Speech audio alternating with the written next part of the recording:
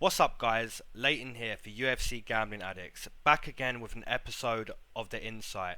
Now, this episode is going up quite late in the week for you guys, and I apologise for that.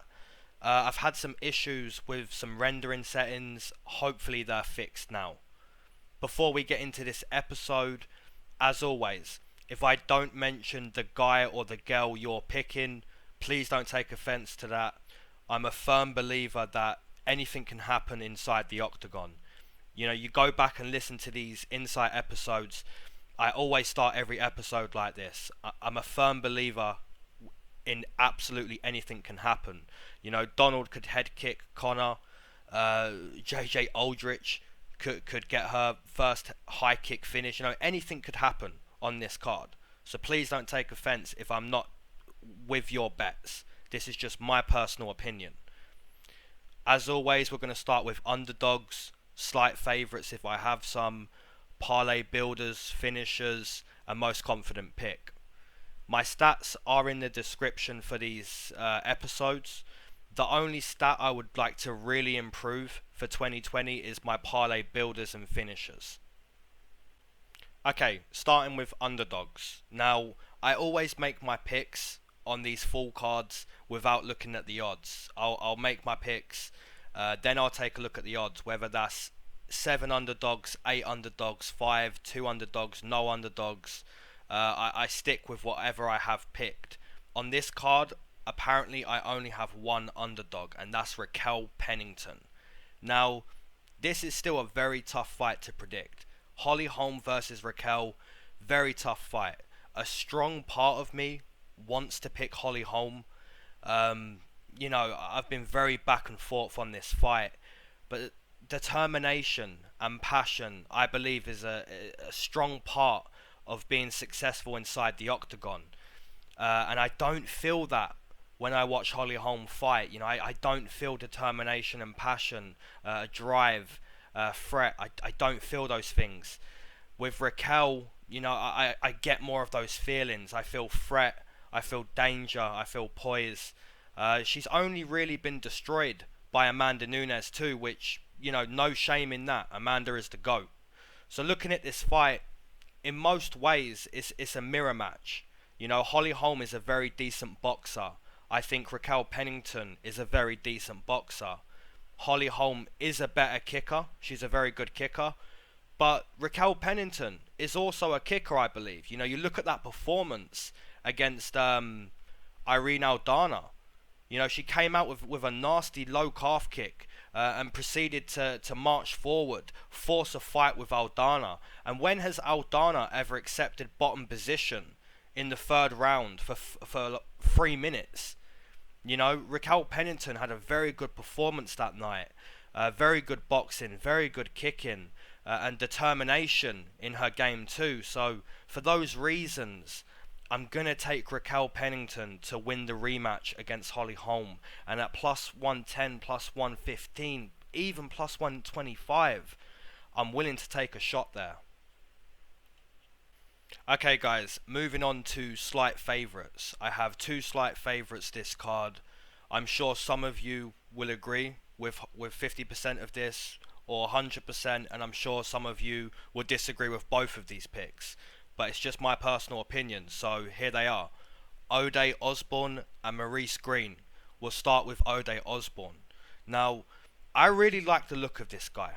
I think this guy could have huge potential inside the UFC. He has more submission finishes in his career than TKOs, but when I watch him, I feel more of a kickboxer. He's very, very quick with his hands. Seems to have very good power for the weight class. But what makes this guy special is he's getting all of his fights done pretty much by submission. So his opponents are looking to take him down, and he has an answer on the floor. So this isn't just a guy who is a good kickboxer, but you know, he's going to come unstuck by wrestlers and grapplers. This guy seems to be very well rounded. You know, he can handle himself on the mat, and he can stand and implement his kickboxing style on the feet too. So from what I'm seeing from Ode Osborne, very impressed. And then you look at the Contender Series fight against Armando Villarreal, very, very decent performance. And the same thing, Ode was looking to stand, Armando shot, and then Ode finished with an armbar. So I think this matchup against Brian Kelleher is a good matchup. I think Brian's best work comes when he grapples. Now, he has displayed, good toughness, good punching power against guys like Henan Barao. But I think if Brian Kelleher stands with Ode, I think there's going to be a speed difference. And I think that's going to be for Ode. So Brian Kelleher potentially is going to shoot. Whether he can control Ode on the mat and not get submitted, that's a different question. But when I look at this matchup, I feel Ode is going to have a good performance. Moving into Maurice Green. Now, I know a few of you guys have left comments and said, I'm taking Alexei Oleinik. He does much better against lower level guys. Potentially he's going to get a submission here. Now, I can't argue too much against that. All I can say here is, well, I can give you an argument on Maurice Green's side, but I can't say, well, Alexei Oleinik's not going to do that, because if Alexei Oleinik wins, I agree with you. I think he took down Maurice Green and he submitted him. So, that's my attitude on these fights, man. Anything can happen, right? So, for Maurice Green, evidently needs to keep this fight standing. For as long as he can keep this fight standing, I think Alexei Oleinik is in trouble. I really do. And, I'm not saying Maurice Green is this high-level striker and he can TKO a lot of guys. But what I am saying is Maurice Green's a half-decent fighter, man. You look at his debut, nice triangle off his back. You look at the rematch against Jeff Hughes. He lost that fight a few months prior to his UFC debut, was able to overturn that fight, get a win against Jeff Hughes, was able to keep it in a nice kickboxing range, looked to use his length, used his kicks very well. And then he fought Junior Albini, where, a lot of us took him in that fight, but we was very, very impressed with his performance, beautiful performance against Albini. Then a few of us went against him, against Pavlovich, which, how can we really shame Maurice too much? Pavlovich has incredible hand speed for a heavyweight and an incredible power too. So looking at this matchup, it's very clear to me, and I believe it's very clear to you guys too. If Alexei Oleinik can take this fight to the mat, he most likely 9 times out of 10 submits Maurice Green. But I think it will only take, it could take 5 to 10 seconds just standing with Maurice Green for it to be done. And like I said, I'm not saying this because Maurice is this high-level guy, but Alexei Oleinik is an old man. He's 42 years old. He's been fighting for, it has to be over 20 years. 22 years, 23 years. He's been taking shots, been fighting, and I know this is at heavyweight and you can fight longer at heavyweight, but at the end of the day, the brain and the skull is no different. His brain is no bigger than anyone else's brain. And if you're taking shots to your brain for 20 years, it catches up with you. And that's what we're seeing with Alexei Oleinik. A couple big strikes from Overeem and it's done. One big strike from Walt Harris and it's done. And it could just be again for Maurice Green. It could just take one big strike and it's done. So for those reasons, minus 130 on Maurice Green, minus 125, I'm willing to put him in 2 parlays. Same with Ode Osborne, minus 135, minus 140. He is actually creeping up a little bit now at minus 150. So I have a couple bets on both of those guys. Moving into parlay finisher. It had to be.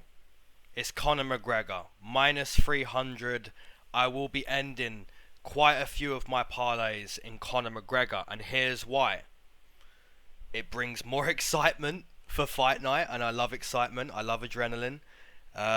So that's a big part. I'm going to end pretty much all of my bets in Conor McGregor.